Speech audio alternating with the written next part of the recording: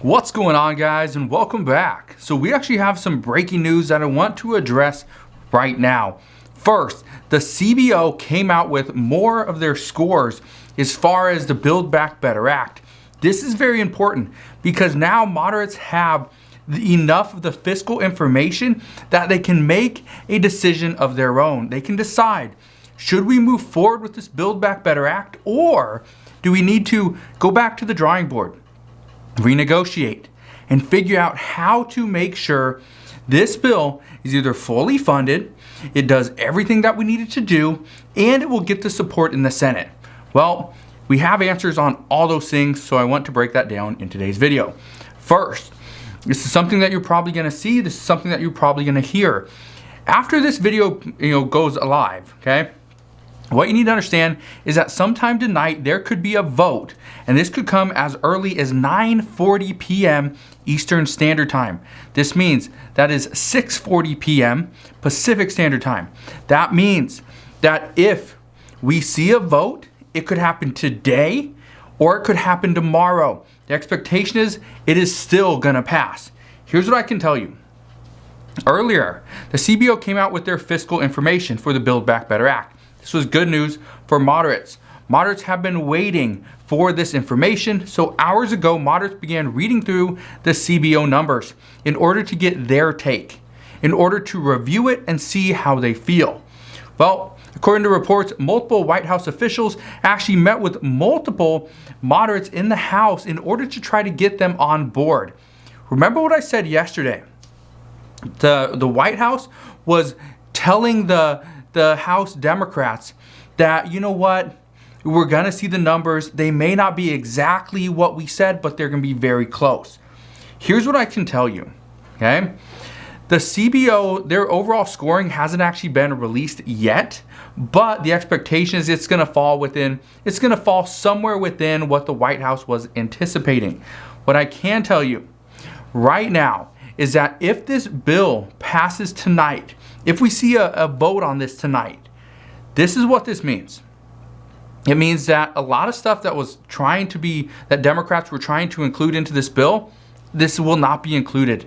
These are things that they are not going to even consider. Here's what I can tell you.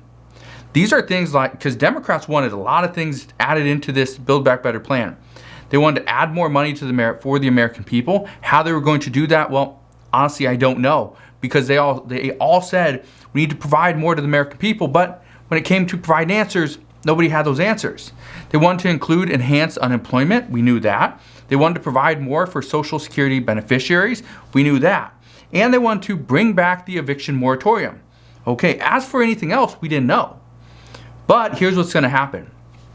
If this bill passes tonight, anything that House Democrats wanted, off the table. Gone. Doesn't matter. If this bill, not even if it passes, if it gets a vote tonight, the expectation is whatever other House Democrats wanted that was not actually in the Build Back Better Act or in that framework, gone. It's not even going to be discussed, especially once it hits the Senate.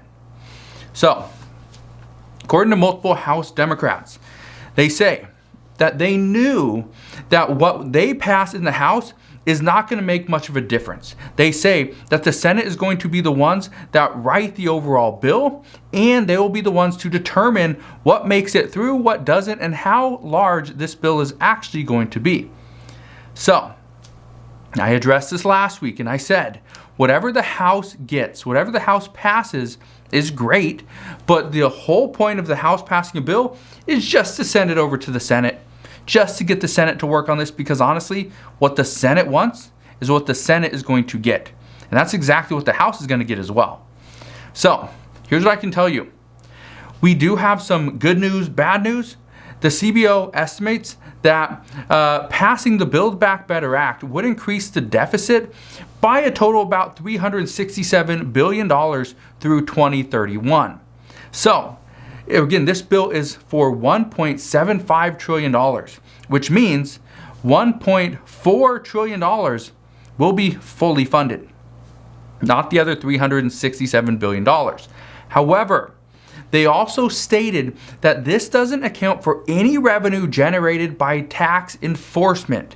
This means that the $80 billion that we are going to pay or give to the IRS, that $80 billion, that's not, even though the $80 billion is counted as the 1.75 as far as the total number, whatever that generates, and they're expecting about $207 billion there, that isn't actually in here. Okay, that's not actually in here. Okay, so that's where some are saying that, okay, what this is including is everything that we talked about except for IRS enforcement, because, well, we don't know exactly how much it's going to bring in, but the expectation is about $207 billion over the next 10 years. So we'll see what happens there. But this is one of the big things for Senator Joe Manchin, is he wanted to make sure this bill is fully funded. That was one of the stipulations. But there's other stipulations as well. Here's something else. One of the main things that Democrats are arguing over at this time is the SALT tax deduction. What we are hearing is that many are saying that this is bad policy and bad politics. Others say that this is needed. And here's the reason why this is needed. If you ask Democrats, should we give millionaires and billionaires and the wealthier individuals, should we give them a tax break? Should we give them additional tax cuts? Well, some say yes, some say no. The reason why some are saying yes, even though they're trying to tax these people in other ways, they're saying yes because if we do not provide a SALT tax deduction, according to many, then the wealthier individuals in states like New York, New Jersey, Illinois, California, right? You can add Pennsylvania in there as well, but those are the main four. If we do not provide a SALT tax deduction, the wealthier individuals will move out of those states. And so what happens then? Well, when you take out millions or billions of dollars from one state and move it to another state, like Elon Musk did when he left California to go to Texas, right? Causes issues, right? So this is where some are saying we have to provide some form of an incentive in order to keep people in these states. So we'll see what happens there. But what I can tell you is the House is expected to pass this bill. Whether this passes tonight or it passes tomorrow doesn't matter. The expectation is this bill is going to pass. This bill is going to pass because, according to multiple House Democrats, the real test will be in the Senate. They're still going to try to work with senators like Senator Joe Manchin and Kyrsten Sinema to get this passed. But the last reports were Joe Manchin is really the only holdout. It's Joe Manchin. Everything's on Joe Manchin. It's not on Kyrsten Sinema. She backs what the bill currently sits at right now. She's fine with that, according to reports. But it is Senator Joe Manchin. Now, when I bring up Senator Joe Manchin, one of the things that you need to understand is there's really two sides. There's two senators that are really battling over everything. Senator Bernie Sanders, who originally wanted a $3.5 trillion infrastructure bill, and Senator Joe Manchin, who wanted a $1.5 trillion infrastructure bill. Here's what I can tell you. Senator Bernie Sanders has been fighting for more of an expansion for Medicare. Right now it only includes hearing. He wants vision and dental as well. But it only has hearing. That's a problem. He also does not want to include a SALT tax deduction into this bill because he feels that this is not right to tax millionaires and billionaires, but then give them a tax break elsewhere, which helps alleviate some of the pain of having to pay taxes, right, on your wealth or some of your unrealized capital gains. He also is a firm believer in paid family leave, that we are one of the only the only country right now, out of the main countries, right? We're the only country that does not offer paid family leave. And he originally wanted 12 weeks. Then it was discussed possibly 6 weeks, and then they agreed to just 4. Well, this is something that Senator Joe Manchin opposes. Senator Joe Manchin also opposes the entire bill because he says the price is too expensive and it's going to cause inflation. Even though, and just keep this in mind, even though the CBO has already stated where inflation, or pretty much where the deficit's going to sit, that's not the issue. Senator Joe Manchin actually had to go and meet with Federal Reserve Chairman Jerome Powell today and discuss inflation. He also, according to reports, is very supportive of the renomination of Jerome Powell as the Federal Reserve Chairman, as opposed to switching him out with somebody else. So that's good news there, that he has somebody backing him with the power of Joe Manchin. But here's the other thing that Senator Joe Manchin does oppose. He does not support the $4,500 tax break for that tax credit for EVs, for electric vehicles that are coming from union-made manufacturers. These are going to be things like GMC, GM, Ford, right? Anybody that's made from a union. Now, this would actually hurt somebody like Tesla because they are not a union.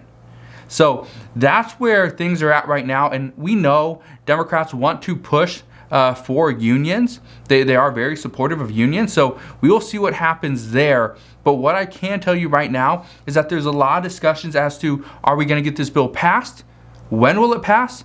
And will the exact bill that passes the House head over to the Senate and get a vote quickly? The expectation is no. That's not the expectation. Again, what we knew is House Democrats said they would pass this bill, the Build Back Better Act, by the end of this week. That's what we knew. Well, they have until the 21st. That's 3 days away. So the good news is they are actually hitting a deadline. That's shocking to me because normally when Nancy Pelosi sets a deadline, she completely blows through that deadline and never hits it. So we will see what happens, but honestly, as I know more, I promise I'll come back on and share all the latest news and updates. I just wanted to fill you in on this breaking news because we could see a vote happen tonight. Now, one thing I can tell you is I'm not going to come on here later on tonight when the vote passes and say, oh, bill passed, right? That's great. Probably tomorrow, if the bill passes, I'll let you know that yes, the House passed the bill. But again, I'm very skeptical of this bill at this time because it's not passing through the Senate. It's passing through the House. That's the easier task. So we'll see what happens. But as I know more, I promise I'll come back on and share more. I just want to thank you guys for watching. Have a wonderful rest of your day. Consider subscribing, and I'll see you guys on the next one.